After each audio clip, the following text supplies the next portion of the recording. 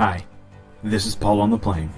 Welcome to episode 10 of Faking Space, and part 1 of our series on the Electro L, from what we are told is a Russian geostationary weather satellite. Electro L1 was launched in 2011, and then Electro L2 was launched in 2015. Now, the purposes of these satellites, we are told, is to capture real-time images of clouds and the Earth's underlying surface, heliogeophysical measurements, collection of translating hydrometeorological and service data. This is all according to the Roscosmos, the Russian Space Agency's website. Now, all of the links we are using in this episode will obviously be included in the video description, as we usually do, with the hope that you perform the same analysis yourself. And the forensic image analysis tools, yes, free to download and use, you've got no excuses, will be in the description as usual as well. Now, we are going to be downloading and analyzing images from the FTP server on the Russian Space Agency's domain, which you can see here. They provide you the link, and they give you a login ID and password, which are both simply Electro, E-L-E-C-T-R-O, and you can access all the same files. We'll be using the images from the Electro L2, which are the most recent, and they are posted about every 30 minutes. And what we found, and this is where we're going to start the video today, is that they're pictures of the Earth on the night side. The satellite is supposedly always pointed at Russia. At 20:30, or about 8:30 p.m. Russia time, always have this very, very weird effect. We are told the Electro is 36,000 kilometers, or about 22 to 23,000 miles above the Earth, and is able to get a full picture of the disk. That's right, the Russian Space Agency seems to always call the Earth a disk when referring to the images Electro is capturing. Now, the Electro camera is allegedly 121 megapixels, so we're supposedly receiving, the highest resolution images of our world. At least the Russians didn't spare any expense and put a decent camera on board a satellite, compared to the 4 megapixel Epic camera on the Discover satellite, right? And the Electro is allegedly 98% closer to the Earth than Discover, and can get a full picture of the disk? What gives, NASA? But I digress.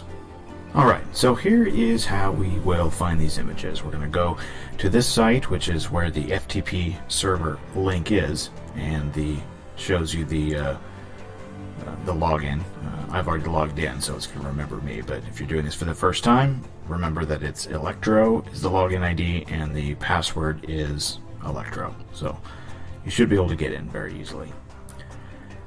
Alright, it takes a little bit for each of these pages to load when you click on a link, but what you're going to see when we first get in there, there's the Electro L1 and the Electro L2. So we're going to go ahead and use the link for the Electro L2, and we're going to go to 2017. Just going to grab the latest images that we can as of the recording of this video. So we're going to go to August, and we want the night pictures, so we're going to go to the 17th, because as of right now it's morning on the 18th, so won't have that effect. And we're going to go down to 2030, which is military time, Russia time. Okay, when this first loads, you're going to see in every one of these times these RGB files. You're going to see a larger one, 2+ megabytes, and then a small one. So I'm going to be using the smaller ones just for the simple fact that they're easier to use in the program like Photoscape. But when we click on the image, you can see this dividing line, this line right down the middle of the disk, which is very weird because we see that in almost all of these days at this exact time. So we're going to go ahead and save this to my hard drive here, and I'll show you what happens, at least on my computer here, when I download the larger file, and then try to use it in Photoscape.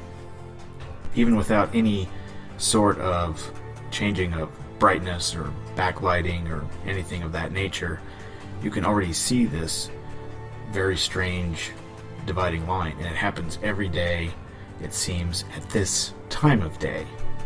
Very, very odd. So we'll save this one as well. The file name is original on that. We'll bring these right into Photoscape, which you guys have seen before. Looks like the original is still downloading. So let's just go ahead and pull in the smaller of the two. And the best way to see this is really just to increase the backlighting. And you can see this thing pop out. Look at that dividing line. Very, very strange. Curious if anybody has an explanation. Look for an explanation online, and I haven't been able to find one. Alright, so let's go back and grab a different day. So I'll just grab the day earlier at the same exact time so you can see that this wasn't just something unusual or unique that happened on August 17th. Let's just go back to August 16th, and you can do this on your own. Pick a random day, go to about this time, 2030, and you won't really even have to make any changes to the photo. Increase the backlighting or anything of that nature. Here we're going to download again the RGB, which is the combination of all the different channels, and you can see it there without even downloading it and putting it into Photoscape. Very, very strange. Alright, the other point we want to make here is, as you're cruising through the FTP site here, no matter which day you click on, let's pick another random day. How about the 10th of August? In each of the day folders you have all of the times, as you saw. So no matter which time you pick, we'll just pick a random time, 6:30. And you can see in each of the time folders they have all of these JPEGs, 1 through 10. Well, if you click on 10, in every one of these folders, here's what you get. A white disk. Every single folder. We'll go back and try another one. That was at, I believe, 6:30. We'll go to 18:30. What is this all about? Click on the 10. A white disk. Go to a different day. We'll pick August 2nd. Kind of belaboring the point here, but I wanted to show you how weird this is. We'll go and pick an early one. Early in the day. The 10th JPEG. Drum roll, please. A white disk. What's that all about?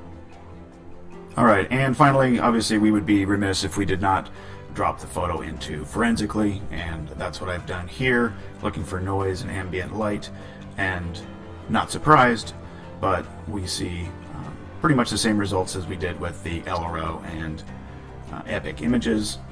The background, the space, has no noise, there's no ambient light. This is obviously pasted onto a fake painted black background. Doesn't react at all like a real photo should.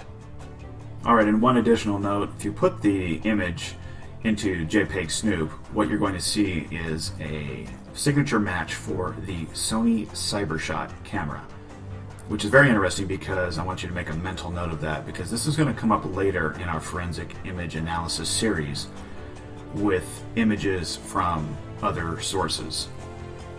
It does match potentially some other software programs, compression signatures, but JPEG Snoop is saying it may be an unknown software program. But keep that in mind, that Sony CyberShot.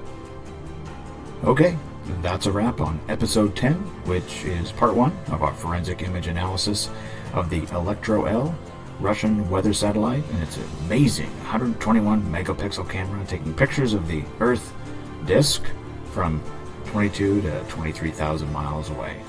I hope you enjoyed episode 10 of Faking Space. In part 2, we'll continue analyzing images from the Electro-L and reveal some other very strange effects that we found that further provides evidence that the images the world is being presented by the Russian Space Agency are anything but authentic. Until then, on behalf of Archer Sage, this has been Paul on the Plane. Thanks for watching.